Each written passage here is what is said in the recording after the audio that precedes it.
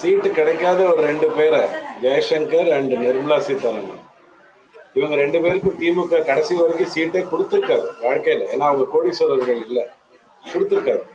அவங்களை கொண்டு போய் உச்சத்துல வச்சு 8 பட்ஜெட்டை படிக்க வச்ச அளவுக்கு மாநிலங்கிற ஒரு விஷயமோ மொழிங்கிற ஒரு விஷயமோ பார்க்காமல் இந்தியருங்கிற ஒரு விஷயத்தோட ஒரு விஷயம் பிஜேபி செஞ்சுட்டு இருக்கு. நம்பர் 1.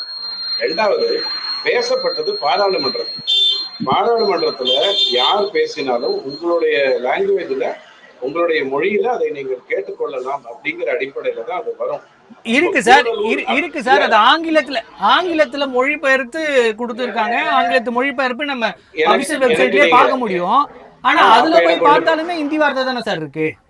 நான் ஒத்துக்கிறேன். ஏன்னா இவங்க பிரிட்டிஷ் காலத்துல இருந்து பிரித்தாளும் சூழ்நிலை அதெல்லாம் கத்துக்கிட்டு வந்ததுனால ஆங்கிலம் இவங்களுக்கு ஒரு முக்கியமான மொழியா இருக்கு. ஏழைகள் உயர்நிலை பள்ளியில இந்தி 3வது மொழியை படிக்க கூடாது அப்படின்னு கிட்டத்தட்ட 60 வருஷமா இவங்க தடுத்து நிறுத்தி இருக்கிறதுனால சர்வ சிக்ஷா அபியான் அப்படிங்கிற வார்த்தைக்கு அர்த்தம் தெரியாம இருக்கு. நான் ஒத்துக்கிறேன். இப்ப கூடலூர் ஸ்டேஷன், இதை நான் எப்படி தமிழ் படுத்தணும் எனக்கு சொல்லி கொடுங்க. கூடலூர் ஸ்டேஷனை நான் எப்படி தமிழ் படுத்தணும்? அல்லது வேற ஏதாவது ஒரு முக்கியமான பெயரா இருக்கட்டும், எந்த ஒரு பெயரா இருக்கட்டும், செந்தமிழ் செல்வர் அப்படின்றத நான் இங்கிலீஷ்ல எப்படி சொல்லணும் எனக்கு கொஞ்சம் சொல்லுங்க. அப்படி எப்படி தமிழுக்கு ஒரு பிரச்சனை இருக்கோ அது மாதிரி ஒரு மொழிக்கும் இருக்கு. திட்டத்தினுடைய பேரு நடுவில் ஒரு அழகா ஒண்ணு சொல்லிட்டாரு, மாநிலத்திலிருந்து வருகின்ற வருவாயை வைத்துக் கொண்டு. அதுதான் எனக்கு ரொம்ப சிரிப்பா இருக்கு. காரணம் என்னன்னா, சிரிப்புன்னா நகைப்புக்குரியதா சொல்றாரு, மட்டமா சொல்லல. அதாவதுங்க 28 மாநிலம் இருக்கு. 6 மாநிலத்தில இருந்து 50% ஜிடிபி வருது, அதாவது உற்பத்தி செய்கின்ற மாநிலங்கள். அப்ப மீதி 2 கொள்முதல் செய்கின்ற மாநிலங்களுக்கு மரியாதை கிடையாதா? அண்ணாச்சி கடைன்னா அண்ணாச்சிக்கு தான் மரியாதையா? வாங்குற வாடிக்கையாளருக்கு மரியாதை கிடையாதா? அப்ப அந்த 22 மாநிலம் வாங்கலைன்னா இந்த 6 மாநிலம் உற்பத்தி செய்யறது என்ன அயர்லாண்டுக்கும் ஆஸ்திரேலியாவுக்கும் ஜெருசலத்துக்கும் அனுப்புவாங்களா?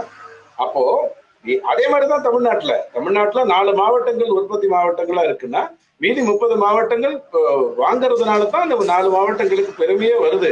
சோ வாங்குறவன் இழிச்சவாயா, விக்கிறவன் மட்டும்தான் உயர்ந்தவன்ற மாதிரி நம்ம பேச வரோம். ரவி சார், இல்ல இன்னொரு முக்கியமான கேள்வி கேட்கிறேன். நீங்க ஒரு திட்டத்துக்கு சமஸ்கிருதத்திலயோ இந்தியிலயோ பேர் வைக்கிறீங்க, சரி. ஆனா அது மாநில மொழிகள்ல மொழிபெயர்த்து கொடுக்கறப்ப நீங்க அதே பேரை அப்படியே வைக்கிறீங்களே, அதுக்கு தமிழாக்கம் பண்ணி அந்த பேரை வச்சா இருக்கிற மாநில மக்கள் அதை புரிஞ்சுப்பாங்க. நீங்க அதையே தமிழ் எழுத்துக்கள் எழுதி கொடுத்தா மட்டும் எப்படி சார் புரிஞ்சிடும்? எனக்கு ஒண்ணு பண்ணி கொடுங்க. திராவிட மாடல், திராவிடம் சமஸ்கிருதம், மாடல் இங்கிலீஷ், இதை தமிழ் படுத்தி கொடுங்க. திராவிட முன்னேற்ற கழகத்துல முன்னேற்றம்னா எனக்கு தெரியும், கழகம்னா எனக்கு தெரியும். கழகம் கூட சமஸ்கிருத வார்த்தை. நீங்க திராவிடம்ங்கிறது தமிழ்லயே மொழிபெயர்த்தல நான் கேட்டுட்டு டிஎம்கே ஓட்டு போடாம விட்டுற முடியுமா? எவ்வளவு அற்புதமான திட்டங்களை தமிழ்நாட்டுக்கு கொடுத்துட்டு இருக்கிறதுனால நாங்க மாத்தி ஓட்டு போட்டு. சார், ஒரு கட்சியை நம்ம கேள்வி கேட்கறதுக்கும் ஒரு அரசாங்கத்தை கேள்வி கேட்கறதுக்குமான வித்தியாசங்கள் நிறைய இருக்கு சார். நான்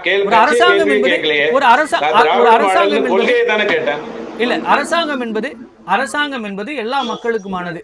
இது கடைகோடியில இருக்க தமிழனுக்குமானது. அவனுக்கு ஒரு திட்டத்தை கொடுக்குறீங்க, அது அவனுக்கு புரியுற பேர்ல கொடுத்தாதானே அந்த திட்டத்தை பற்றி அவனால் தெரிந்து கொள்ள முடியும்.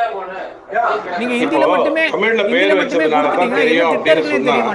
80 கோடி பேருக்கு 5 கிலோ அரிசியை கொடுக்கிறாரு மோடி ஐயா. ஆனா படத்துல பொங்கல் போது உதயநிதி ஐயா படமும் ஸ்டாலின் ஐயா படமும் வருது. அது வெறும் அரிசி கொடுக்கும் திட்டம் தான், மலிவு விலையில் அல்லது இலவசமாக அல்லது விலை இல்லாத அப்படின்றதெல்லாம் சொல்லித்தான் கொடுக்குறோம். ஆனா பேர் யாருக்கு போகணுமோ அவங்களுக்கு போகுதா? 29% அது கொடுக்கப்படும் போது 70% கடனாலும் நஷ்டத்தாலும் செலவு பண்ணக்கூடிய இவங்க அதை வைத்துக் கொண்டு பண்றாங்களே, இது ஒரு அரசியலான்னு நான் கேட்கிறேன். அதாவதுங்க, இப்போ ஒருத்தருடைய பேரு, ஒரு உதாரணத்துக்கு ஒரு ஊருனுடைய பேர் ஷில்லாங்னு இருக்குன்னு வச்சுக்கோங்களேன். ஷில்லாங்க எனக்கு தமிழ்ல புரியவை, அப்பதான் நான் மேகாலயாவே ஒத்துப்பேன்ட்டீங்கன்னா, ஷில்லாங்கிறது ஒரு இடம், ஒரு திட்டத்தினுடைய பெயர் வைக்க பெருவாரியான மக்கள் இந்தியாவில் பேசக்கூடிய சார் இடப்பெயரை மொழிபெயர்க்க முடியாது, ஏத்துக்கிறேன். ஆனா மற்ற விஷயங்களை நீங்க மொழிபெயர்க்கலாமே சார். திட்டத்தின் பெயர்கள் எல்லாம் பொது பெயர்களாக, காரண பெயர்களாக, பண்பு பெயர்களாக, வினை எச்சங்களாக தான் இருக்கு, வினை பெயர்களாக தான் இருக்கு. அதெல்லாம் மொழிபெயர்க்கலாமே சார். அதுல எனக்கு ஒரு உதாரணத்துக்கு பதில் சொல்லுங்க. ராகுல் காந்தி பாத யாத்திரை போனார்ல, அவர் என்ன பேர் வச்சாரு? பாரத் ஜோடோ யாத்திரான்னு வச்சாரு. நீங்க தானே அதை தமிழ் படுத்தினீங்க. அவர் எங்கேயாவது தமிழ் படுத்தி அதை சொன்னாரா? தமிழ்நாட்டுல நடக்கும்போது நான் தமிழில் சொல்லுகிறேன்னு அவர் எங்கேயாவது சொன்னாரா? ரவி சார், நான் திருப்பி அதே கேள்விதான் கேட்டுக்கிறேன். ஒரு கட்சி தவறு செய்து இல்ல அவர்கள் இப்படி செய்கிறார்கள் என்ற கேள்விக்கும் ஒரு அரசாங்கம் இப்படி செய்துங்கிற கேள்விக்குமான கேள்வியிலே வித்தியாசம் இருக்கு சார். சரிங்க சார், அப்ப நான் வந்து அரசாங்க விஷயத்துக்கே வரேன். மன்மோகன் சிங் ஐயா வந்து கேல் ரத்னா விருது கொடுத்திருக்காரு. கேல் ரத்னாவை தமிழ்ல மொழிபெயர்த்து கொடுத்தாரா இல்ல கேல் ரத்னாவை கேல் ரத்னான்னு கொடுத்தாரா? அதாவதுங்க, ஒரு நாடு பன்முகத்தன்மை வாழ்ந்தது. அந்த பன்முகத்தன்மையை நம்ம பாராட்டணும். வள்ளுவத்தை கொண்டு போய் இந்த உரையினுடைய முதல் பகுதியில மட்டும் அவங்க எடுத்து வைக்கல, எங்கெங்கெல்லாம் வள்ளுவத்தை கொண்டு போகணுமோ அங்கெல்லாம் கொண்டு போயிருக்காங்க. கிட்டத்தட்ட 14 வருஷம் இவங்க மத்திய அரசுல ஆட்சியில இருந்தாங்க. அந்த சமயத்துல எந்த முயற்சியும் எடுக்கலைங்கிறது உங்களுக்கு நல்லா தெரியும். அப்படி இருக்கும் பொழுது தேவையற்ற விமர்சனங்களை வைத்துக் கொண்டு அந்த பட்ஜெட்ல குறை இருக்கா? எக்கனாமிக் சர்வே படிச்சாங்க இல்லையா, ஜனாதிபதி அம்மா படிச்சாங்க இல்லையா? படிக்கும் பொழுது எவ்வளவு அற்புதமான விஷயங்கள் தமிழ்நாட்டுல இது முன்னாடி இருக்கு, தமிழ்நாடு அதுல முன்னாடி இருக்குன்னு எவ்வளவு விஷயங்களை சொன்னாங்க.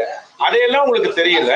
நீங்க எப்படி 16 மாவட்டங்களுடைய பேரை இதுல மாநில பட்ஜெட்ல சொல்லாம விட்டீங்களோ, அவசியம் இல்லாம, அதாவது புறக்கணிக்கிற நோக்கத்துல இல்ல.